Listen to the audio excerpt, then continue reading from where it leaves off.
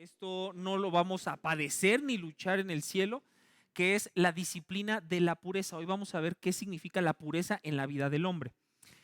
La vez pasada que nos vimos, mis hermanos, hace un mes, hablamos de la necesidad de tener un pensamiento bíblico con respecto a nosotros mismos y a todo lo que sucede. El hombre no puede ser hombre fuera de la Biblia.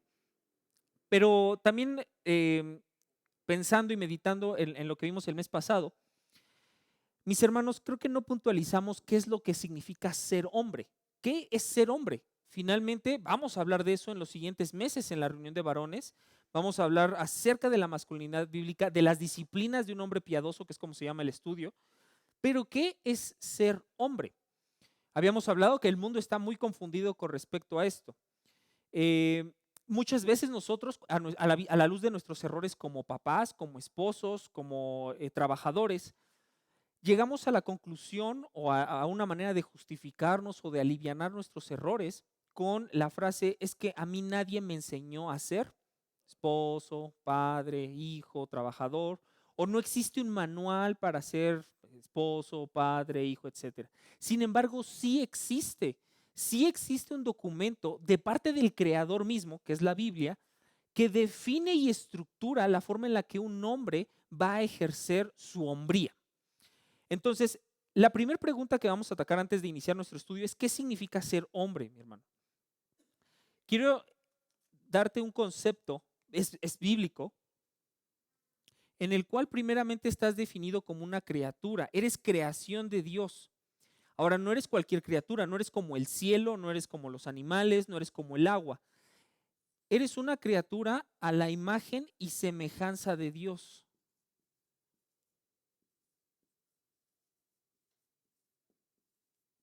Esto automáticamente, ¿qué quiere decir? Si eres criatura, automáticamente eres dependiente de tu creador y dependes de él para saber cómo funcionas. Si eres a su imagen y semejanza, te coloca en un lugar preeminente, porque entonces tu plenitud como hombre nunca va a poder estar divorciado del creador. Si divorcias tu realidad como hombre de lo que Dios habla en la Biblia, vas a vivir una masculinidad frágil, una masculinidad poco productiva y finalmente frustrante y sin esperanza. Por lo tanto, no podemos hablar del concepto del hombre fuera de que estamos sometidos totalmente al Creador. Y no solo esto, te creó con un rol específico. Ahora, en ninguna parte de la Biblia vas a encontrar la definición textual de lo que es ser un hombre. Y esto es muy interesante. ¿Por qué? Hasta hace literal unos 20, 30 años, todo el ser humano, independientemente de la cultura, religión, contexto geográfico, daba por sentado lo que significaba ser hombre y ser mujer. El principio más básico de la hombría es el hecho de que tú puedas ver tu cuerpo y distinguirlo del de una mujer y decir: este es el cuerpo de un hombre. Suena hasta ridículo tener que aclarar eso, pero en un contexto en el que ya estamos rodeados, y esto los jóvenes no me dejarán mentir, de una manera tan flagrante acerca de los transexuales, los no binarios, los de género fluido. La Biblia jamás te habla de estos temas porque da por sentado que tienes en tu mente el sentido más esencial y básico de lo que es ser hombre, que Dios te dio un cuerpo de hombre. O sea, de ahí parte la hombría, ese es el sentido más básico. Y aquí hay dos extremos. El extremo de no tomar en cuenta ni siquiera lo más básico de tu cuerpo, de ser hombre, que producimos testosterona, que nos sale vello facial, que tenemos ciertas características que son distintas a las de mujer. Dios distinguió. El género y el sexo no es algo construido por la sociedad ni por la familia, es algo dado y otorgado por Dios. Entonces, si tienes cuerpo de hombre, automáticamente eres responsable delante de Dios de vivir como tal, automáticamente. Y ese es un extremo, el de no tener esto en lo más, en esta como esencia más básica. Y está el otro extremo, creer que ser hombre se limita solamente a nuestras características físicas. Si para ti la hombría bíblica es simplemente tener caracteres sexuales de un hombre, entonces tenemos muchísimo trabajo que hacer, hermano, porque eso es solamente el principio. Por lo tanto, no nada, si bien es el primer paso, el paso uno, el identificar nuestro cuerpo como hombres, debemos de saber que esta realidad está sometida a quien nos creó, a quien nos hizo a su imagen y semejanza, y que por lo tanto, con esa autoridad de creador, nos dio roles. Primeramente como hijo, y todos somos hijos, no aparecimos de la tierra, si bien nuestros contextos familiares pueden ser muy diversos, todos somos hijos. Algunos Dios nos es dado el casarnos, algunos Dios nos es dado ser padres, y ya dentro de la iglesia a todos nos es dado el rol de ser hermanos en Cristo, de servir, y incluso algunos en roles muy específicos como por ejemplo el pastorado. El pastorado es exclusivamente de hombres. Entonces, es importante que sepamos esta realidad. ¿Qué es ser un hombre? Eres creación, a imagen y semejanza de Dios, y no nada más para que hagas lo que tú quieras, sino en un rol específico. Y vamos a ver entonces, mis hermanos, en los siguientes meses, disciplinas del hombre piadoso. Cómo la Biblia pinta la forma en la que un hombre debe de conducirse. Y entonces vamos al segundo concepto, que es una disciplina. La disciplina nos suena a algo militar, algo rígido, estructurado, y sí, de hecho sí es una disciplina, eso es una disciplina, eso. Pero en el contexto bíblico, y esto sí lo voy a dejar aquí un rato, lo que vamos a ver como disciplina, hoy vamos a ver disciplina para la pureza, el siguiente mes vamos a ver disciplina en el matrimonio y en la paternidad, disciplina en la amistad, disciplina en la oración, disciplina en el trabajo. O sea, vamos a ir viendo cómo es que la Biblia transforma nuestro entendimiento en cómo debemos comportarnos en el mundo y en nuestros roles. Pero disciplina vamos a entenderlo primeramente como un esfuerzo. Este esfuerzo es dependiente del Espíritu Santo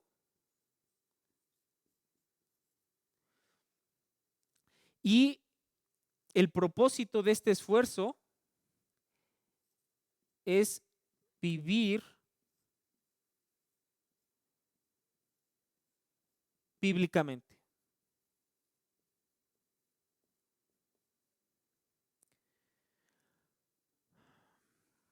El principio más básico que hablemos de la hombría es nuestra realidad biológica. Ahora, esto no es suficiente. Vamos a hablar de la parte espiritual, la parte realmente importante. Nunca vas a poder ser un hombre en plenitud, ni poder disfrutar del regalo que Dios dio en la creación, en nuestros cuerpos y en nuestros roles, si no empezamos por esto. Tenemos que ser salvos, tenemos que conocer que todos y cada uno hemos pecado. Ese pecado nos distancia para siempre de Dios, y si no fuera porque Dios quiso revelarse en sus escrituras, quiso mandar a su hijo como un sustituto, como un pago, su hijo murió en la cruz, derramó toda su sangre, y por lo tanto esa muerte tan brutal, y no nada más la muerte física, sino que en ese momento de su muerte Dios vertió sobre él el castigo que nos era propicio a todos nosotros. Si no hubiera sido por esa obra, Dios no hubiera podido dar el acceso a la salvación. O sea, tienes que ser rescatado, tenemos que pasar de ser piedra a ser carne. Tenemos que ser renacidos en Jesucristo, y Él automáticamente inicia en nosotros una nueva obra. Dios no nos acepta como somos. Es tal la diferencia de nuestra forma de ser con la forma de ser de Dios, que la Biblia habla que lo que primero hace en un creyente nuevo es darle un corazón nuevo, una naturaleza nueva y una identidad nueva. Dios tiene que cambiarte, por ahí empieza la hombría. Tiene que romper el corazón pecaminoso y convertirlo en un corazón que ama y disfruta de Dios.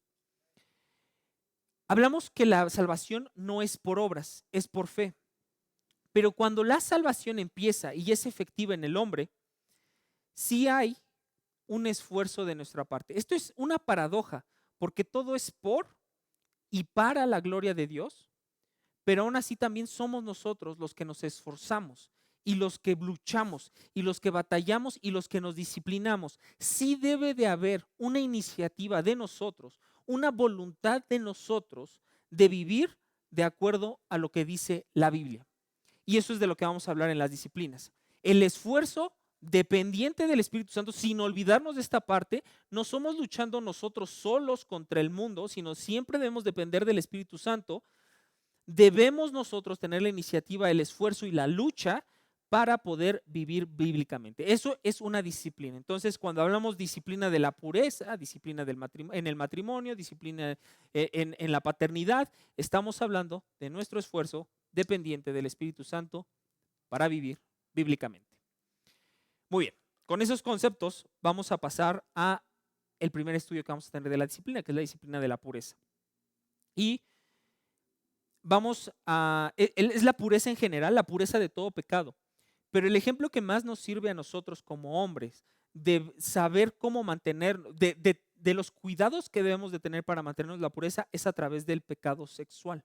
De eso vamos a hablar el día de hoy principalmente, pero tiene aplicaciones si mientes, tiene aplicaciones si ocultas, si robas, si matas, todo pecado, grande o pequeño, tiene la misma aplicación para la búsqueda de la pureza. Pero ¿por qué vamos a hablar de la pureza sexual sobre todo? Hermanos, siempre que hablamos de ese tema dentro de la iglesia, corremos el peligro de ver ese tema como algo lejano. Alguien que un hermano, así en una iglesia en tal lado, está padeciendo. Externarlo. Y sin embargo, mis hermanos, estoy convencido que ha habido hombres y hay hombres en el mundo, cristianos, hermanos en Cristo, que Dios les da cierta protección y cierto favor en esta área de la vida. Estoy convencido que son los pocos y que el día de hoy todos nosotros como varones estamos batallando con el pecado sexual en mayor o menor medida, pero es parte de nuestra realidad y de la forma en la que Satanás le fascina atacar la hombría bíblica. Porque el hombre es el que está más expuesto al pecado, porque es el hombre el que viene menos a la iglesia, porque es el hombre el que es más insensible a las cosas de Dios, porque es el que es más efectivo. Si Dios convierte al varón, si Dios salva al varón, es extremadamente probable que el resto de su familia lo siga en los siguientes meses. Y si cortas la cabeza, que es el varón, entonces va a traer toda una cantidad de obstáculos y dolor para el resto de la familia. Entonces, Satanás sabe eso. Entonces, nunca lleguemos a pensar que el pecado sexual, por muy feo, horrible que se escuche, y es que lo pensemos como algo que es externo a nosotros.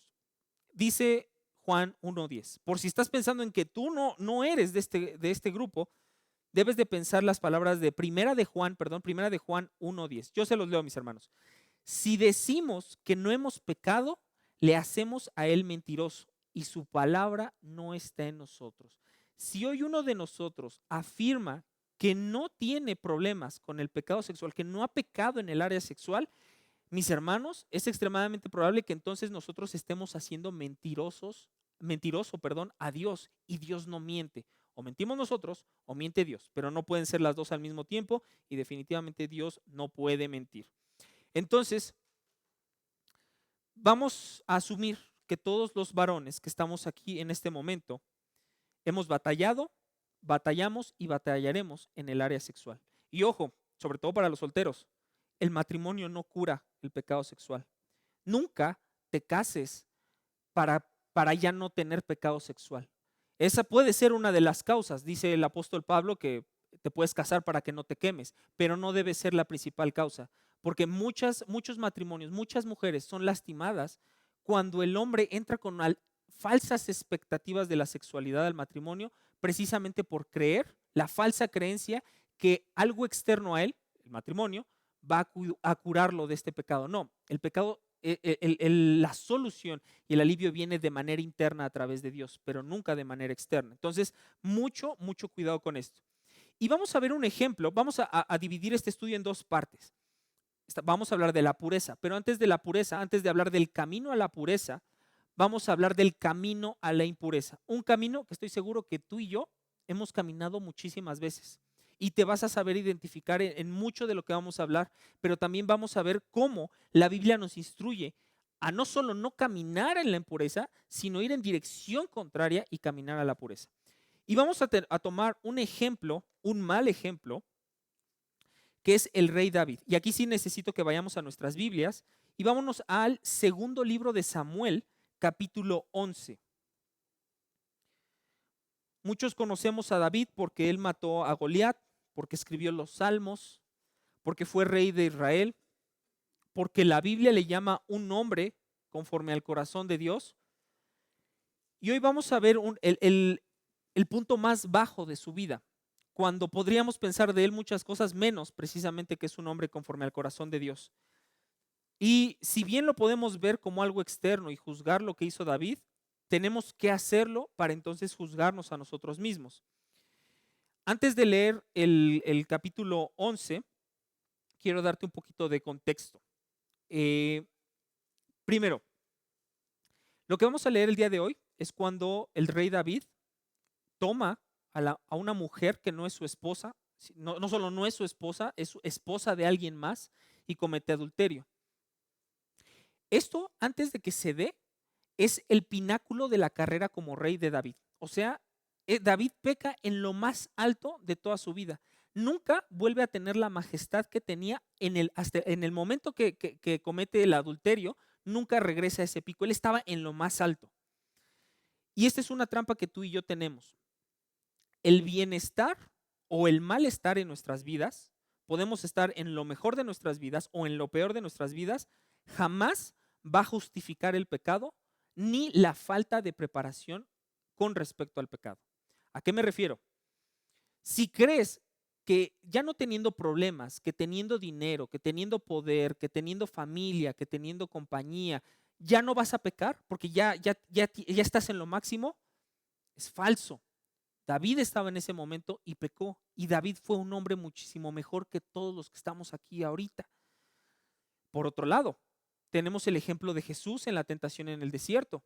Sin dinero, sin hogar, sin comer, aislado, en las peores condiciones. Una en la condición en la que tú y yo podríamos sentirnos justificados y decir, mira cómo me ha ido, me merezco hacer esto. En este caso del pecado sexual, me merezco pecar sexualmente, merezco fornicar, merezco adulterar. Tampoco, porque ¿cuál fue la respuesta de Jesús? Fue todo lo contrario. David, estando en lo máximo que puede estar un hombre, decidió ceder al pecado, y Jesús, estando en lo más bajo, decidió glorificar a Dios. Entonces, el bienestar y el malestar que tú puedas tener en tu vida ni justifica que peques, ni justifica el que no estés preparado en contra del pecado. Entonces, olvídate del contexto. Este no es un problema de los demás. Este es un problema tuyo, un problema mío, un problema personal. Antes de empezar con el texto, otra parte del contexto de esta situación de David, y debes de tomar este punto en cuenta. La desobediencia de hoy contribuye a la desobediencia de mañana. ¿A qué me refiero? Si ese día en el que ocurre lo que vamos a leer ahorita en el capítulo 11, tú te hubieras acercado a David y le hubieras dicho, ¿sabes qué? Hoy seguramente vas a adulterar. Seguramente hasta David te hubiera mandado a matar por hablar de esa manera, y sobre todo al rey, y sobre todo un rey que temía tanto a Dios. Sin embargo, el pecado que se da en segundo de Samuel capítulo 11 no se dio así como de la nada, así como todo estaba bien y de repente todo estaba mal. Hubo un contexto que llevó a todas las situaciones que se dieron y que se conjuntaron para que David tomara esa decisión pecaminosa. A lo mejor hoy no vas a fornicar, a lo mejor hoy no vas a adulterar, pero debes de ser cuidadoso en que las decisiones que estés tomando el día de hoy no te lleven eventualmente a eso. Y no nada más en el área sexual, en cualquier área. Por ejemplo, vamos a ver el mismo ejemplo de David y te voy a leer tres versículos, tres secciones de pasajes para que entiendas a qué me refiero con esto de que la desobediencia de hoy contribuye a la desobediencia de mañana. No nada más es cuidarte en el momento, tienes que estarte cuidando con antelación en cuanto a tu pureza. Dios habló muy claro acerca de los reyes en Deuteronomio 17. Voy a leerte el capítulo 14 al 17. Estas son las reglas de Dios con respecto a los reyes.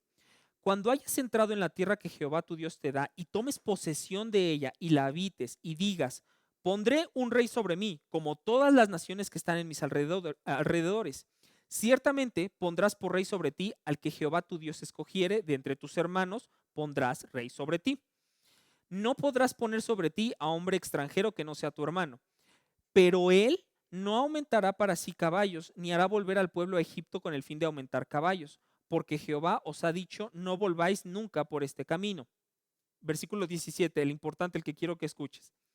Ni tomará para sí muchas mujeres, para que su corazón no se desvíe, ni plata ni oro amontonará para sí en abundancia. O sea, Si vas a tener un rey, ese rey no debe tener muchas mujeres y no debe de acumular muchas riquezas. Esto fue escrito aproximadamente unos 700 años antes de que el rey David apareciera en la esfera, ¿sale? O sea, eso ya estaba desde antes, no hubo aviso con mucha anticipación, ¿ok? No mujeres, no muchas riquezas. Ok, de regreso a 2 de Samuel, pero ahora te voy a leer el capítulo 5, versículo 13. 2 de Samuel, capítulo 5, versículo 13. Y tomó David, esto es antes de 2 de Samuel 11, entonces es antes, es la desobediencia de antes contribuyó a la desobediencia del capítulo 11. Y tomó David más concubinas y mujeres de Jerusalén, después de que vino de Hebrón y le nacieron más hijos e hijas. Dios dijo que no tomaran muchas mujeres. ¿Qué hizo David? Tomó muchas mujeres, todas y cada una en matrimonio, todas y unas de acuerdo a la ceremonia judía, pero finalmente desobedeciendo directamente lo que Dios había dicho de los reyes. Ahí va uno. Y vámonos a 2 de Samuel, capítulo 8, versículos 6 al 11. Puso luego David guarnición en Siria de Damasco, y los sirios fueron hechos siervos de David, sujetos a tributo. Y Jehová dio la victoria a David por donde quiera que fue. Y tomó David los escudos de oro que traían los siervos de Hadad-Jezer y los llevó a Jerusalén. Asimismo de Beta y Berotai, ciudades de Hadad-Jezer, tomó el rey David gran cantidad de bronce. Vámonos de ahí hasta el versículo, bueno, no, vamos a seguir. Entonces, oyendo Toi, rey de Amat, que David había derrotado a todo el ejército de Hadad-Ezer, envió Toi a Joram su hijo al rey David para saludarle pacíficamente y para bendecirle, porque había peleado con Hadad-Ezer y lo había vencido, porque Toi era enemigo de Hadad-Ezer. Y Joram llevaba en su mano utensilios de plata, de oro y de bronce, los cuales el rey David dedicó a Jehová con la plata y el oro que había dedicado de todas las naciones que había sometido, de los sirios, de los moabitas, de los amonitas, de los filisteos, de los amalecitas y del botín de Hadad-Ezer, hijo de Rehob, rey de Soba. Así ganó David fama cuando regresaba de derrotar a los sirios, destrozó a 18,000 en el valle de la Sal. Entonces, Dios dijo en Deuteronomio 17, no muchas mujeres y no acumules oro. Oye, pero es que lo dediqué a Jehová. No muchas mujeres, no acumules oro. O sea, es la regla, es básica, no tiene ningún tipo de significado oculto o de interpretación mística que hay que darlo. No muchas mujeres y no acumular oro ni plata. Clarísimo. David hizo todo lo contrario. Por lo tanto, tenemos en David un proceso de sensibilización. ¿Por qué es importante que la desobediencia de hoy te lleva a la desobediencia de mañana?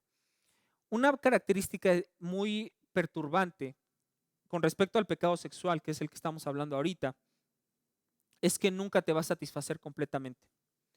Cuando eres niño o adolescente y empieza a entrar en ti el morbo de ver el cuerpo de una mujer desnuda y tienes acceso a eso por el medio que tú quieras, va a tener cierta satisfacción, pero esa satisfacción es temporal.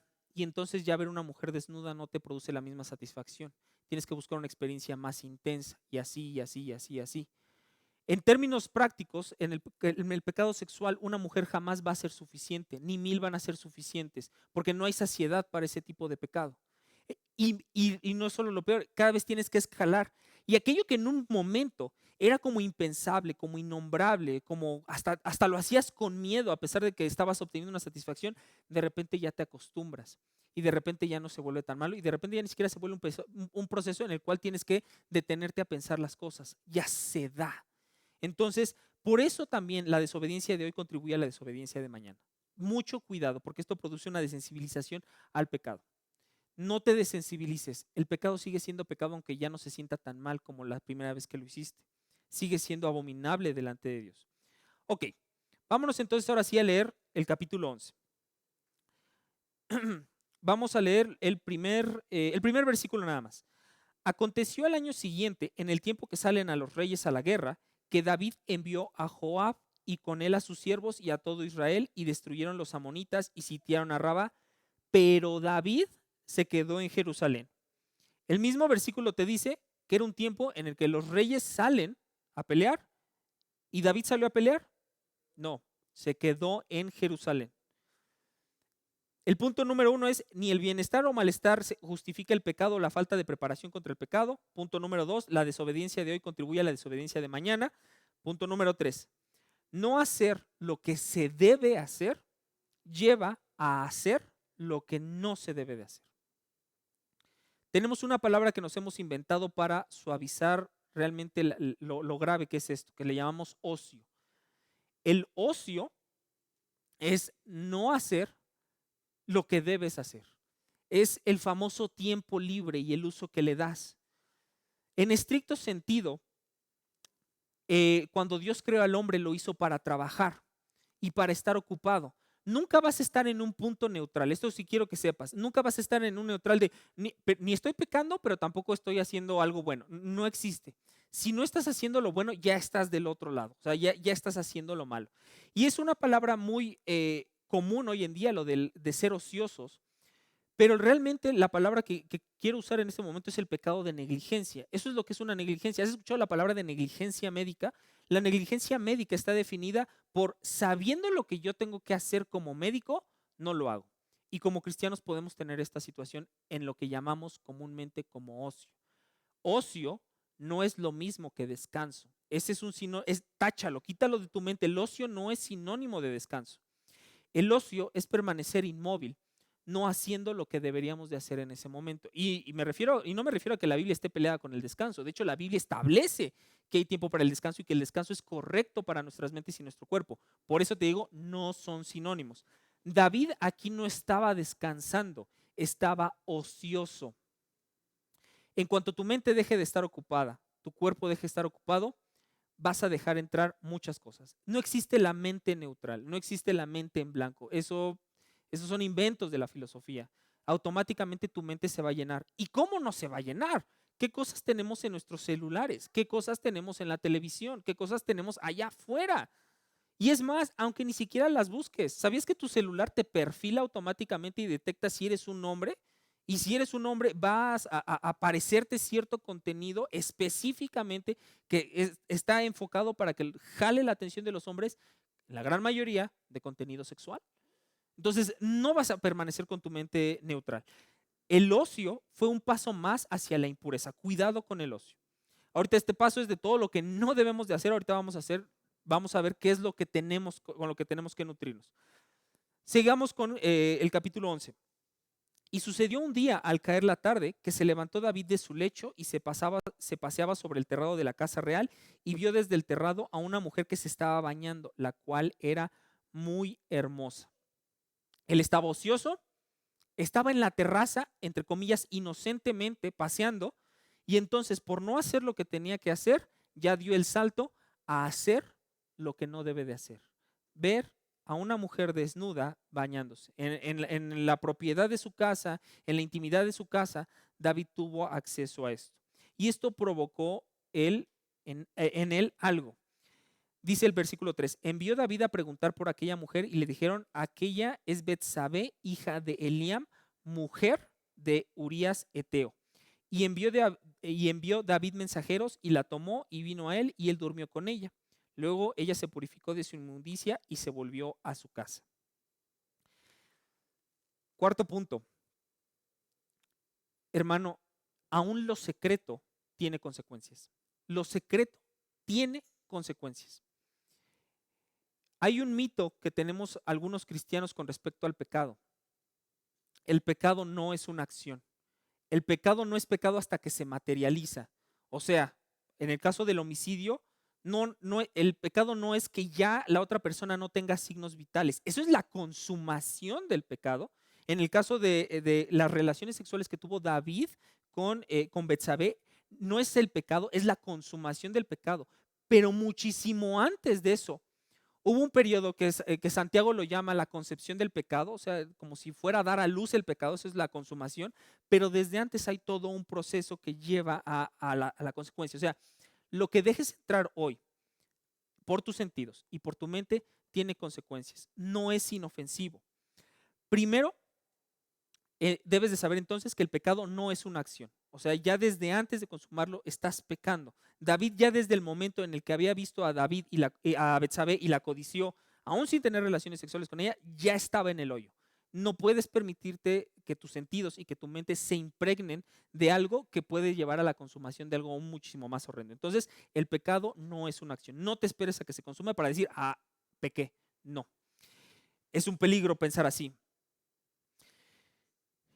El pecado siempre lastima, siempre ofende.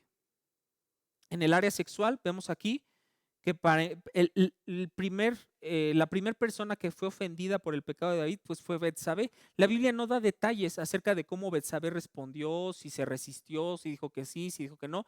Solamente habla de que sí. Y muchos han tratado de disminuir el rol del varón en el pecado sexual, atribuyendo a Betsabé cosas que la Biblia no documenta, como que a lo mejor lo hizo a propósito, como que a lo mejor era sensual y para qué se baña a esa hora. Son puras conjeturas de las cuales la Biblia no habla. La historia automáticamente te enfoca hacia David y el pecado sexual en general en la Biblia lo enfoca particularmente al hombre. Sí hay zonas en las que habla del pecado sexual en la mujer, pero debes de saber que es el énfasis de la Biblia del cual va a padecer más en esta área es el hombre.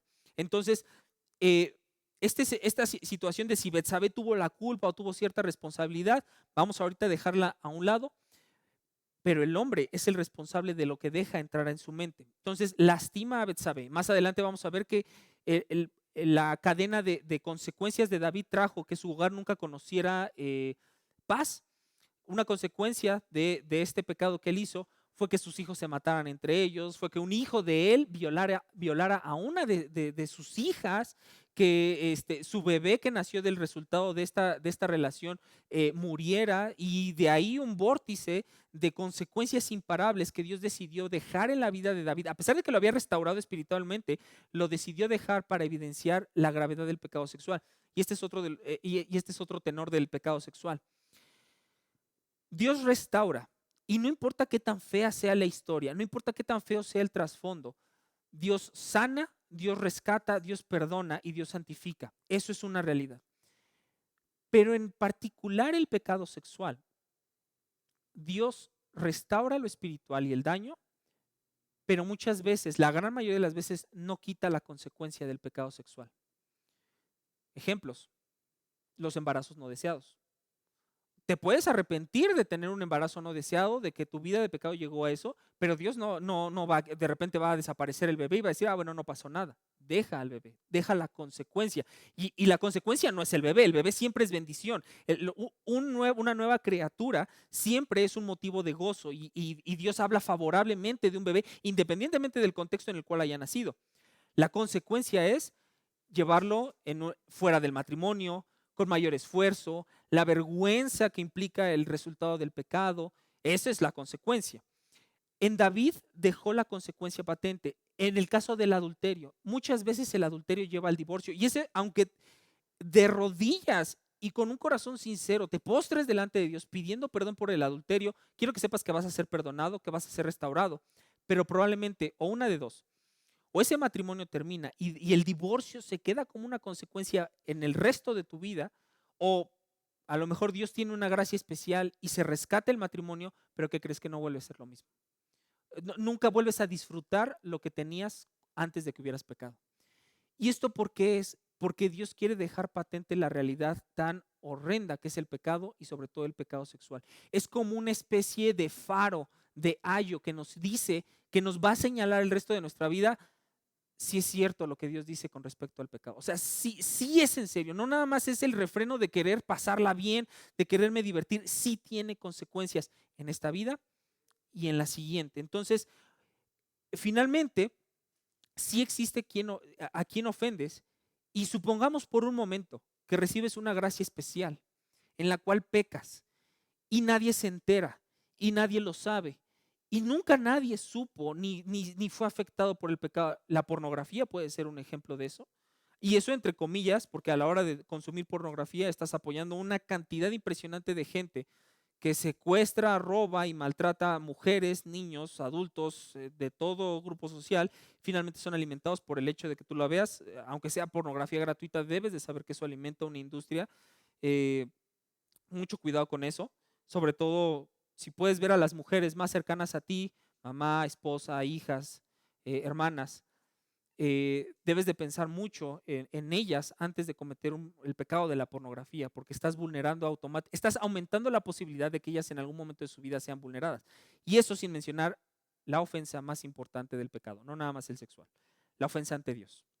Aunque nadie te vea, aunque nadie salga lastimado, aunque nadie nunca se entere de que pecaste, el principal ofendido es Dios, porque ofende su santidad.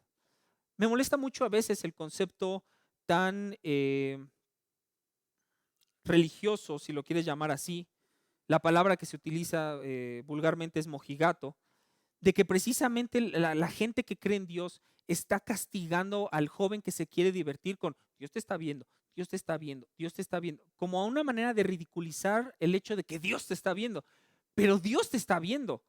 Y Dios no es así uno que te está viendo desde lejos y, ay, pues qué feo que está haciendo eso. Es un Dios que su reacción ante el pecado, a menos que su Hijo Jesucristo te rescate de eso, es dejarte toda la eternidad en su ira. O sea, no hay cosa más atemorizante que pecar delante de Dios que saber que el castigo que viene por eso es eterno, a menos que Él mismo te rescate.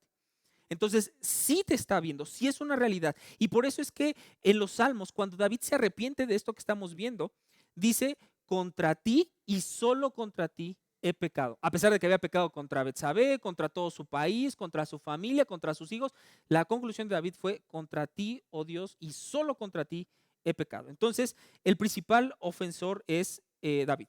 Y hay un ejemplo impresionante con un contraste asombroso entre lo que hace David y lo que hace otro hombre en la Biblia. Y la posición es la misma. Son dos hombres que tuvieron delante de ellos una mujer desnuda. Y de las dos habla la Biblia que eran mujeres atractivas. Ya vimos lo que hizo David. El otro fue José. José tuvo una mujer que incluso probablemente era más atractiva que Betsabé. Ahí en Génesis nos cuenta que él, siendo el esclavo de más renombre en la casa de Potifar, que era uno de los funcionarios, uno de los jefes de Egipto, su esposa se acercó a él buscando la relación sexual, buscando el adulterio, y Josué, sin tener esta Biblia, porque en ese entonces no existía, sin ni siquiera haber llegado Jesucristo ni haber ya consumado su ministerio, sin estar en las condiciones que estaba el rey David, dijo, no, no voy a pecar contra Dios. Y salió corriendo. Los dos tuvieron una mujer desnuda enfrente de ellos y lo que entró en sus mentes y en sus vistas fue radicalmente diferente, radicalmente diferente. Sí es responsabilidad tuya lo que dejas entrar en tu mente y en tu vista. Si una hermana viene vestida de cierta manera, con pantalón, con falda corta, con lo que quieras, sí es tu responsabilidad y no la de ella, qué es lo que dejas entrar a tu mente. Las hermanas tienen otra serie de responsabilidades, tampoco voy a quitar eso. Pero si te llevan a pecar, es por ti. O sea, es por lo que dejaste entrar. Sí existen estos contextos. Ahora, ¿qué fue lo que hizo David para solucionar, entre comillas, esta situación? Dice el versículo 5. Y concibió la mujer y envió a hacerlo saber a David diciendo, estoy encinta. Entonces David envió a decir a Joab, envíame a Urías Eteo, y Joab envió a Urías a David, es el esposo de Betsabé. Cuando Urías vino a él, David le preguntó por la salud de Joab y por la salud del pueblo y por el estado de la guerra. Después dijo David a Urías, desciende a tu casa y lava tus pies. Y saliendo Urías de la casa, Urías de la casa del rey le fue enviado presente de la mesa real. Mas Urías durmió en la puerta de la casa del rey con todos los siervos de su señor y no descendió a su casa. E hicieron saber esto a David, diciendo, Urías no ha descendido a su casa. Y dijo David a Urías, ¿no has venido de camino? ¿Por qué pues no descendiste a tu casa? Y Urías respondió a David, el arca de Israel y Judá están bajo tiendas, y mi señor Joab y los siervos de mi señor en el campo. ¿Y había yo de entrar en mi casa para comer y beber y a dormir con mi mujer? Por vida tuya y por vida de tu alma que yo no haré tal cosa. Y David dijo a Urías, quédate aquí aún hoy y mañana te despacharé. Y se quedó Urías en Jerusalén aquel día y el siguiente. Y David lo convidó a comer y a beber con él hasta embriagarlo, y él salió a la tarde a dormir en su cama con los siervos de su señor, mas no descendió a su casa. ¿Qué quiere decir? Betsabé estaba embarazada. El único hombre del que Betsabé podía embarazarse sin que esto fuera escandaloso, no solo ante la nación, sino aún delante de Dios, es si su esposo la había embarazado. Entonces mandó a traer a Urías, que estaba peleando en un lugar donde David tenía que estar. Él sí estaba haciendo lo que tenía que hacer y le empieza a mentir y a engañar, a inducir para que él duerma en su casa. Y entonces, cuando Betsabé, todo el mundo vea que está embarazada, pues digan, pues es que Urías en ese momento de la guerra regresó. Las guerras no duran un mes, 2 meses, las guerras duran años, por lo tanto, tenía que David aprovecharlo y por eso le permitió quedarse en Jerusalén varios días a ver si eso se podía. Incluso hasta lo emborrachó para ver si podía salir con este plan y aún así no salió. El siguiente punto, hermano, el pecado no se racionaliza, el pecado se confiesa y se arrepiente. En el momento en el que tú empieces a racionalizar el pecado, desde antes, me lo merezco, es que se da la oportunidad, es que si no, no voy a poder, es que estoy infeliz, es que a lo mejor, es que Dios me va a perdonar, ya desde ahí. Pero una vez que lo cometiste y empiezas a racionalizarlo, y es que ahora voy a hacer esto para solucionarlo, voy a hacer esto para que no me cachen, para que nadie sepa, para volverlo a hacer, es cuando entonces empiezas al siguiente punto. El pecado produce más pecado.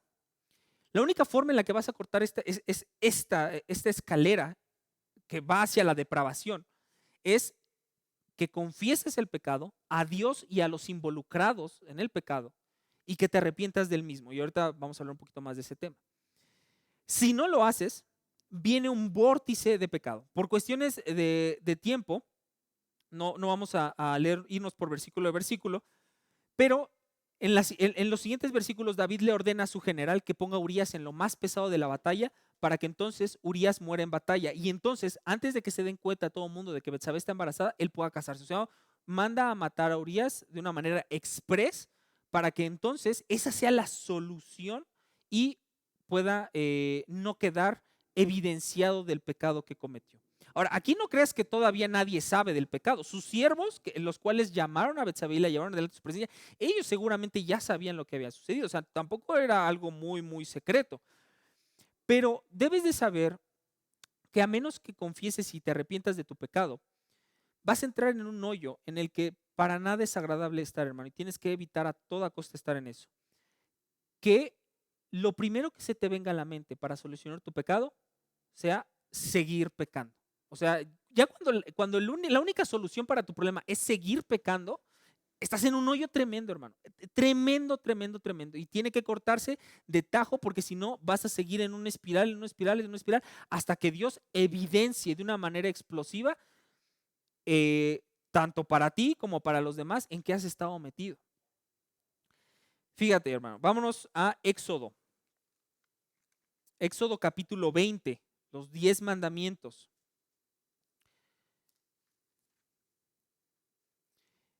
Y vamos a ver el orden en el que David fue rompiendo todos los mandamientos. Éxodo capítulo 20. Y vamos a leer el 10º mandamiento, que es el versículo 17. Estaba caminando David, acuérdate, en su terraza. Y entonces rompió el mandamiento número 10. Dice, versículo 17 de Éxodo 20, no codiciarás la casa de tu prójimo, no codiciarás la mujer de tu prójimo, ni su siervo, ni su criada, ni su buey, ni su asno, ni cosa alguna de tu prójimo. Su prójimo en este caso era Urías y codició su mujer. En ese momento él debió de haber cortado, confesado el pecado y arrepentirse de su pecado. No lo hizo. ¿Qué pasó? Vámonos al mandamiento número 8, que es el versículo 15. No hurtarás. Se robó a la mujer de Urías, usó su autoridad como rey y mandó a que la trajeran. No sabemos cómo fue la respuesta de Betsabé y no hay que hacer conjeturas al respecto.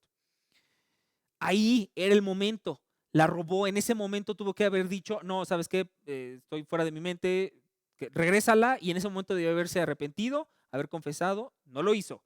¿Qué siguió? Mandamiento número 7, versículo 14, no cometerás adulterio. Lo cometió. En ese momento debió de haberlo cortado, no lo hizo. Mandamiento número 9, el versículo 16. No hablarás contra tu prójimo falso testimonio. Engañó a Urías, lo indujo a que duerme en tu casa, duerme en tu casa. Dile a Joab que te mando estas instrucciones. Fue un completo mentiroso para manejar esta situación. todavía ahí podía hacer algo, cortar el pecado en ese momento. Vámonos al mandamiento número 6, versículo 13. No matarás. No matarás. Mató a Urías. El resto de la historia de David te va a comentar cómo toda su familia sufre este vórtice de consecuencias por su causa. No sabemos quiénes estaban vivos de sus ascendientes, pero definitivamente quien hubiera estado vivo, hayan sido hermanos, tíos, padres, se rompió el mandamiento 5. Honra a tu padre y a tu madre para que tus días se alarguen en la tierra que Jehová tu Dios te da. ¿Te das cuenta cómo rompió todos y cada uno de los mandamientos que tienen que ver con el amar al prójimo? Y puedo asegurarte, hermano, que los primeros 4 estaban totalmente rotos, porque los primeros 4 hablan de la relación que tenemos con Dios, de lo abominable que es la idolatría. David decidió tener algo en un concepto muchísimo más alto que Dios mismo, y eso es la idolatría. La idolatría no es la estatua y adorarle, en un sentido muy práctico sí, porque estás teniendo esa estatua en un valor más alto que el de Dios, pero no nada más es la estatua, la satisfacción, el ego, la lujuria, en este caso de David, se volvió un Dios para él. Entonces, hizo a un lado los primeros 4 mandamientos de honrar a Dios y por lo tanto los otros 6 de el amor al prójimo. Se aventó en un solo evento de su vida, en el pináculo, en el momento más culminante de más gloria a David, se aventó en un solo evento los 10 mandamientos. Los tronó totalmente. Y como te digo, las consecuencias fueron reales para su vida. Ese es el camino a la impureza. Eso es lo que debes de hacer. No solo si quieres lastimar a toda la gente a tu alrededor, si quieres lastimar a tu matrimonio, si quieres lastimar a tus hijos, joven, si tus papás son creyentes, no hay una forma más rápida de lastimarlos que tener un noviazgo que no agrada a Dios. Si quieres así, si estás buscando, ¿cómo voy a lastimar a mis papás? Así rápido, express y profundo, ten un noviazgo fuera de lo que Dios ordena. Rapidísimo. Igualmente, esposo. Tienes una forma express de lastimar tu familia, no nada más esposa, sino hijos, y a veces hasta generaciones subsecuentes, adultera. No hay forma más rápida, más garantizada. Y sin mencionar lo más importante, la ofensa a Dios. Ok, eso es lo que tienes que hacer si quieres hacer las cosas mal. Pero no nada más se trata de decir no hagas, no hagas, no hagas, no hagas, no hagas. ¿Cómo te proteges ante esto? Y esta es la parte con la que vamos a concluir el estudio. Ahora, los puntos prácticos de cómo evitar el camino a la impureza, no solo evitarlo, no solo no estar en el camino a la impureza, sino correr en sentido contrario. La vida cristiana no es qué tanto puedes caminar en la orilla entre pecar y no pecar sin caerte. La vida cristiana es estar totalmente alejado y firme en la voluntad de Dios para que esa orilla que es el pecado esté totalmente ajena y lejana a ti. Primero, debes de saber el principio más claro de la pureza. No es algo que los pastores imponen, que los papás imponen, no es algo que nos sale de la mente para evitar que el mundo se divierta o que la viva bien. Es un mandamiento de Dios. Primera de Tesalonicenses, capítulo 4. Primera de Tesalonicenses, capítulo 4. Versículos 3 al 8. Primera de Tesalonicenses 4, versículos 3 al 8. Pues la voluntad de Dios es vuestra santificación, que os apartéis de fornicación, que cada uno de vosotros sepa tener su propia esposa en santidad y honor, no en pasión de concupiscencia como los gentiles que no conocen a Dios. Que ninguno agravie ni engañe nada a su hermano, porque el Señor es vengador de todo esto, como ya os hemos dicho y testificado, pues no nos ha llamado Dios a inmundicia, sino a santificación. Así que el que desecha esto no desecha a hombre, sino a Dios, que también nos dio su Espíritu Santo. Entonces, la voluntad de Dios, si te has preguntado, es que ¿qué quiere Dios para mi vida? Es muy claro, tu santificación. Oye, pero eso no me dice qué carrera estudiar, o si esta chica va a ser mi novia, o en qué trabajo debo de estar, o cómo voy a educar a mis hijos. La voluntad de Dios es tu santificación. Por lo tanto, toda decisión pequeña o grande que hagas en tu vida debe estar sometida, debe estar por completo sometida a la realidad de que Dios quiere tu santificación. Por eso, mis hermanos, no vamos a trabajar de cadeneros en un antro. Por eso es que no vamos a dedicar nuestro tiempo a ver películas de cierto tipo y de cierto contenido. Por eso es que a nuestros hijos vamos a enseñarles la diferencia entre lo que es bíblico y lo que no es bíblico. ¿Por qué? Porque la voluntad de Dios es nuestra santificación. Todo lo demás debe estar sujeto a esta realidad. Entonces, el camino a la pureza, que es lo que ya vamos a ver, ya vimos el camino a la impureza. Primero es que debes saber que es un mandamiento, es una orden de Dios. Debes de caminar hacia la santidad, debes de caminar lejos del pecado. Y eso empieza cuando Dios te rescata, cuando Dios te santifica. No es una santidad que tú tienes que trabajar. Eso quiero dejarlo muy en claro. Es una santidad que te es dada por gracia, por creer en el Hijo, por creer en Jesucristo y que Él lo levantó de los muertos y que Él fue el suficiente pago para tus pecados. Ahí empieza el proceso de la santificación. Si tú de tu propio corazón y de tu propio entendimiento intentas acercarte a Dios, una, nunca lo vas a lograr de manera plena. Y dos, lo poco que logres no va a tener un significado real, ni en esta vida, ni en la eternidad. Entonces, es un mandamiento, y esta es la paradoja, es un mandamiento, pero es algo que también Dios obra en tu vida. Entonces, sabiendo que es un mandamiento, lo primero que vamos a hacer con respecto a mantener la pureza es nuestra dependencia. Antes de hacer, tenemos que depender. Tenemos que depender de Dios, de su palabra, de lo que Él dice. Por lo tanto, nunca vas a poder vivir en santidad si no cuidas dos aspectos. Tu vida de oración, y vamos a tener de hecho todo un estudio acerca de la disciplina que debemos de tener oración, qué orar, la prioridad que tenemos que darle a orar. Por ahorita nada más vamos a decir qué es la oración y su palabra. No nada más leerla. Ese es el paso punto 5, ni siquiera es el paso 1. Es leerla, estudiarla, meditarla y memorizarla. Estudiarla es dedicar el tiempo a analizar en una manera correcta cómo es que la palabra de Dios habla de todas las cosas. Meditarla es una disciplina que tenemos por completo olvidada algunas veces los cristianos y sobre todo los varones. No nada más se trata de venir, leerla o escucharla, se trata que durante el día estés pensando y reflexionando en ella. Y por supuesto no puedes pensar ni reflexionar en algo que tu mente no tiene. Por eso es que ahí viene la memorización. Debe de haber en el creyente la memorización de porciones largas de la escritura, porque finalmente si tenemos el celular, la televisión y todo que nos está llenando de pura basura la mente, y eso no lo queremos hacer, y ya hablamos que no existe la neutralidad, debemos de tener algo con lo cual estar llenar la mente. Y entonces la lucha contra el pecado empieza a tomar otra perspectiva cuando no nada más nos estamos vaciando del mundo, sino nos estamos llenando de Dios. Entonces es muy importante. El Salmo 119:9 es muy claro. ¿Con qué guardará el joven su camino? Con guardar tu palabra. No existe la pureza ni la santidad fuera de la Biblia. No existe. Tenemos que ser absolutamente dependientes. Entonces, de entrada, si no tienes esto, cualquier tipo de esfuerzo que puedas hacer es inútil. Tienes que dependerlo. Ahora vámonos con el esfuerzo. Muchas veces le decimos a Dios, es que Señor, yo quiero verte en mi vida. Es que Señor esto y que Señor lo otro. Entonces, hermano, tiene que haber separación. Tiene que haber lejanía del pecado. Tiene que haber un apartamiento, una voluntad, un esfuerzo, un amor sacrificial por la obediencia que te haga ir hacia el lado contrario. Sí te tienes que esforzar. Entonces, primero, ¿qué vas a hacer en ese esfuerzo? Ya son los pasos prácticos para caminar hacia la pureza. Hermano, no mantengas en secreto tu pecado. Vamos a borrar esto y vamos a...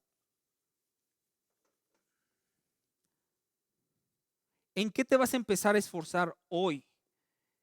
En el pecado sexual y en el pecado en general. Primero, hermano, rinde cuentas. No ocultes el pecado.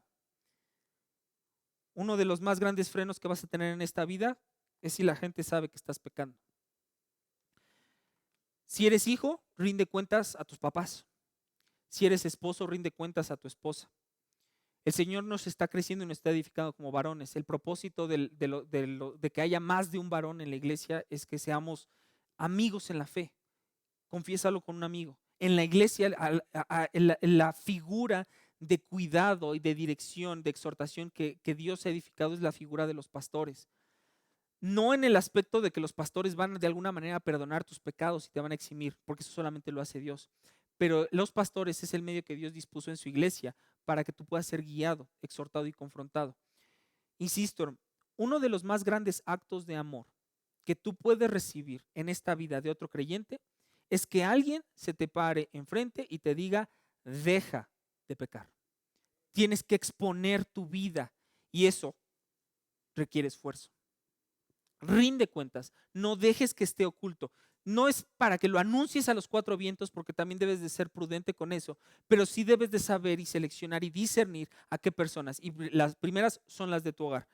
Debes de confesarlo. Aun si el pecado es contra las personas de tu hogar, en el caso de los varones casados, si el pecado es en contra de tu esposa, debes de confesarlo con tu esposa, porque es mejor restaurar antes de que empieces a descender en el vórtice y en la escalera que ya vimos que la cayó David.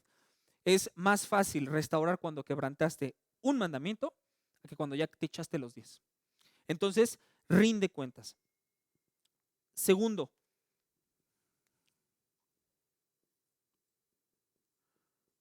cuida tu mente. Por eso la Biblia dice que tenemos que renovar la mente de nuestro entendimiento, que todo pensamiento lo llevemos cautivo a la obediencia de Cristo, que pensemos en lo verdadero, en lo justo, en lo de buen nombre. La Biblia es constante, por eso, y no nada más la mente, sino lo que dejamos entrar ella a través de nuestros sentidos. Marcos 9:47 habla muy claro de que si nuestro ojo es ocasión de caer, lo quitemos. No en la amputación literal, porque aunque no lo creas, si hoy te quitas los ojos, vas a seguir pecando sexualmente. ¿Por qué? Porque es una situación del corazón, no del cuerpo. Aún si hubiera un proceso, aquí en México eso no se maneja, pero en algún momento en los Estados Unidos se manejaba que a los pedófilos se les castraba. Químicamente o quirúrgicamente se les quitaba la testosterona, porque la testosterona tiene una función de dar el impulso sexual en el hombre, pero ¿qué crees? Que no solucionaba el problema. ¿Por qué? Porque el problema no es hormonal, el problema no es orgánico, el problema es espiritual. Por lo tanto, si te sacas los ojos, no te va a servir. Entonces, ¿por qué la Biblia dice que te saques el ojo? Por lo radical que tienes que ser en la separación del pecado. En lo radical. Si hoy tienes una relación pecaminosa, no es progresivamente la voy a ir disminuyendo hasta que puedas separarme de ella. Es separarte por completo de eso, ir en dirección contraria. Para ejemplificar esto voy a usar ya el siguiente punto. Tienes que establecer límites con el sexo opuesto.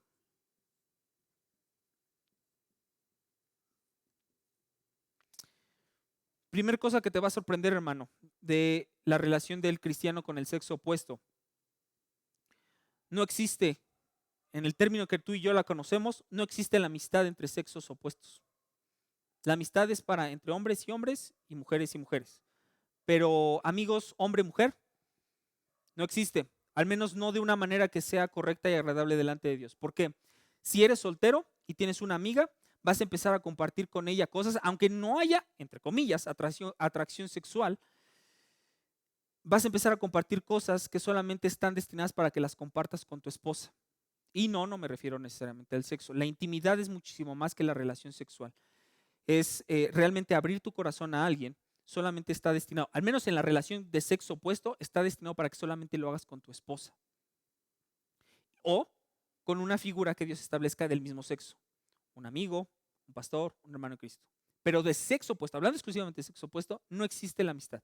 Y mucho menos si eres casado. Mucho menos. Porque entonces quiere decir que tienes a una mujer que no es tu esposa, que está ocupando un lugar de exclusividad que no debería de ocupar. No debe de haber mujeres exclusivas en tu vida, en áreas, no debe haber áreas en tu vida en donde una mujer está, pero tu esposa no. Y por eso es que debemos tener mucho cuidado con nuestros trabajos, con a quién le hablamos, con la forma en la que nos conducimos delante de nuestras hermanas en Cristo. No existe esto, no es bíblico, no es camino a la pureza, al contrario, ha sido vez tras vez a través de la historia del cristianismo un origen a una cantidad exponencial de pecado que se reproduce y se reproduce. Entonces, por eso debes de ser radical en cuanto a cuidar tu mente y tus sentidos. Si ves que no te estás teniendo límites, que no estás teniendo límites con el sexo opuesto, debes de pasar de a lo mejor de ser el hombre y el hermano más bondadoso y comprensivo a ser el hermano frío. Incluso puede ser que pases, vayas a tener esa percepción, que seas un hombre distante y frío con las mujeres. Y está bien, porque la única persona con la que no tienes que ser distante y frío es con tu esposa. Solteros, igual manera, aplica. No te esperes a estar casado para entonces ya cuidarte de la relación con el sexo opuesto. De hecho, la siguiente vez que nos veamos, vamos a ver las disciplinas en el matrimonio. Y es un mito que las disciplinas del matrimonio son solamente para el casado. La mejor forma de ser un buen esposo es ser un buen soltero. O sea, empieza desde antes. Tu preparación, tu rol como esposo y la excelencia con la que lo efectúes no empieza en el momento en el que ya estás casado, empieza desde antes. Por eso es que hay tantos matrimonios fracasados, porque pensamos que llevamos la vida de soltero y que automáticamente en cuanto nos casamos, ya soy transformado en otro hombre y por lo tanto ya me conduzco de manera diferente. Eso no es cierto. El matrimonio debe ser una continuidad de la disciplina que tú hiciste durante tu soltería. Entonces, cuidado con los límites. Los solteros deben de cuidar el cortejo con las mujeres. La única relación que le está permitido tener a los solteros con el sexo opuesto, obviamente fuera de su familia, es la búsqueda, la cordialidad entre hermanos en Cristo, es que esa es otra cosa, esa es esa parte, no es amistad, es hermandad en Cristo. Pero ya hablando de una intimidad con el sexo opuesto, solamente es para cortejar a aquella que va a ser su esposa.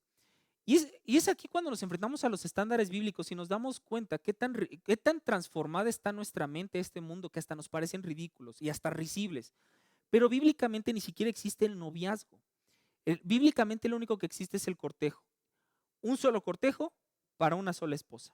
El tener muchas novias hasta que encuentres a la casada, eso te lo enseñó el mundo, te lo enseñó tu cultura y es totalmente ajeno a la palabra de Dios. Y ha provocado muchísimo pecado y muchísimas heridas, tanto en hombres como en mujeres, desde que nosotros implementamos eso y lo permitimos a diestra y a siniestra en nuestras vidas.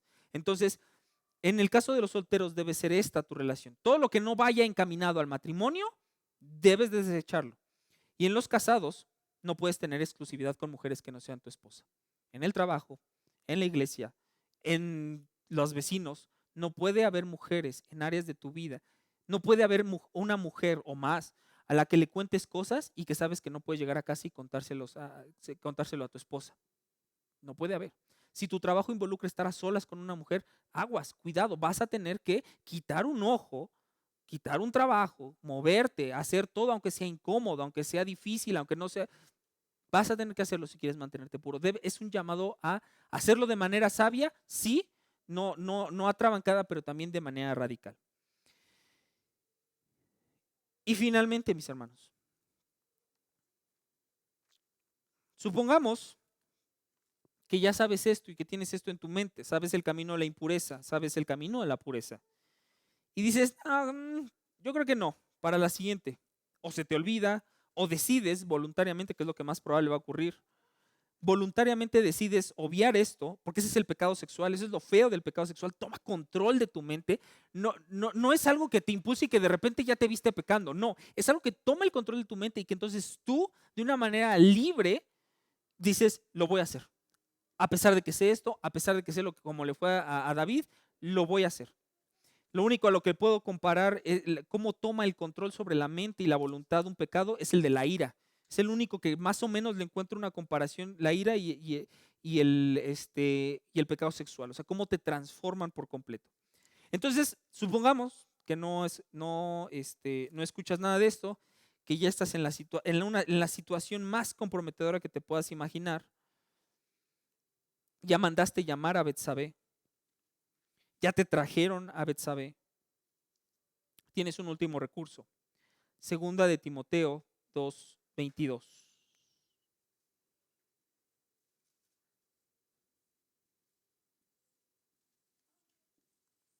Huye.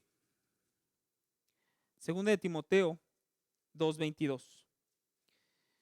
Huye también de las pasiones juveniles y sigue la justicia, la fe, el amor y la paz, con los que de corazón limpio invocan al Señor. Huye. Ese es tu último recurso. Este es el de emergencia. Y obviamente tienes que huir a arrepentirte y a confesar tu pecado. De eso no nos salvamos. Pero huye. A diferencia de otros pecados, no estás llamado a estar ahí batallando y a ver si puedo vencerlo y aquí me mantengo. No, en el pecado sexual es huye, corre. El ejemplo por excelencia.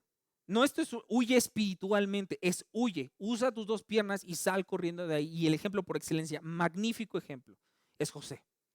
Es el contraste que tuvo con David. Tuvo a la mujer desnuda y literal huyó.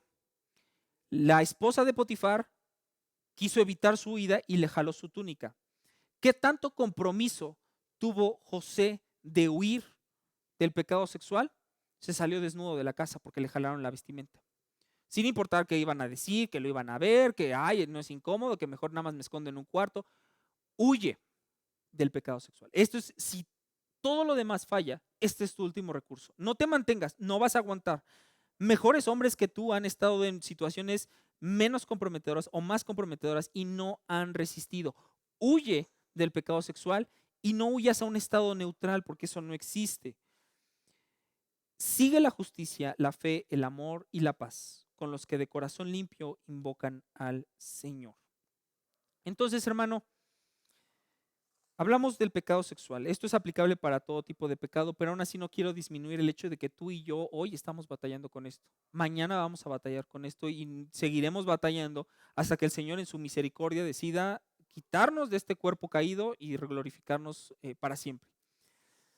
Tienes que vigilar tu pureza. Tienes que glorificar a Dios más que el amén, más que el aleluya, más que los cantos y la alabanza.